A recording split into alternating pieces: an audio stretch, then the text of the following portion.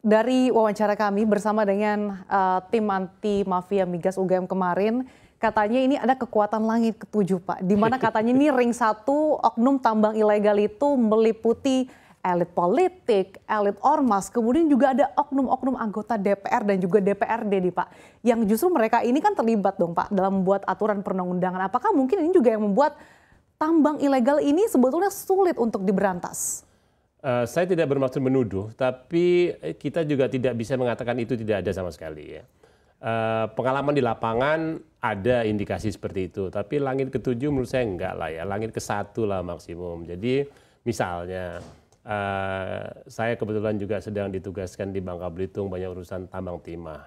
Kalau misalnya ada laporan ini ada oknum aparat dari Polri gitu atau ada oknum aparat dari TNI gitu. Saya bicara aja sama Pak Kapolda tolong periksa dong anak buah Bapak apa betul melakukan ini.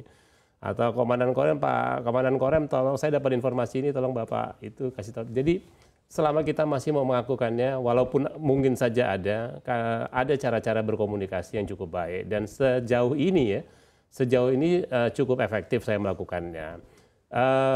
Kebutuhan-kebutuhan untuk misalnya organisasi politik dan lain-lain, hemat saya bisa juga dilakukan dengan cara yang legal kan. Silakan aja membuat badan usaha. Pada dasarnya pemerintah akan memfasilitasi, membantu. Apakah nantinya perundang-undangan ini akan kemudian diperbaharui, Pak, supaya lebih jelas akan dinilai tidak akan abu-abu lagi, Pak? Enggak, sekarang sih hitam putih menurut saya. Kalau abu-abu itu orang yang bikin abu-abu aja suka bilang abu-abu. Pak, tapi pandangan Anda ada nggak sih, Pak, benang merah antara maraknya tambang ilegal dengan memasuki tahun politik nih, Pak?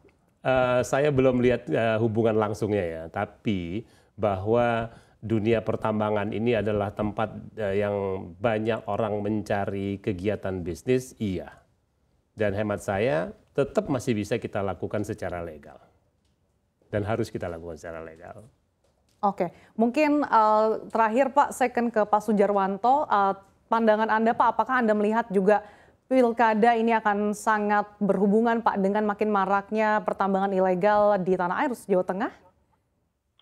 Ya, sebenarnya sekali lagi saya tadi mengatakan, karena faktanya yang tambang sama sekali liar tidak punya apa-apa, dia nambang itu jumlahnya sangat terbatas. Artinya yang sidak kami kemarin pun itu hanya menghasilkan satu lokasi yang betul-betul dia tidak punya apa-apa.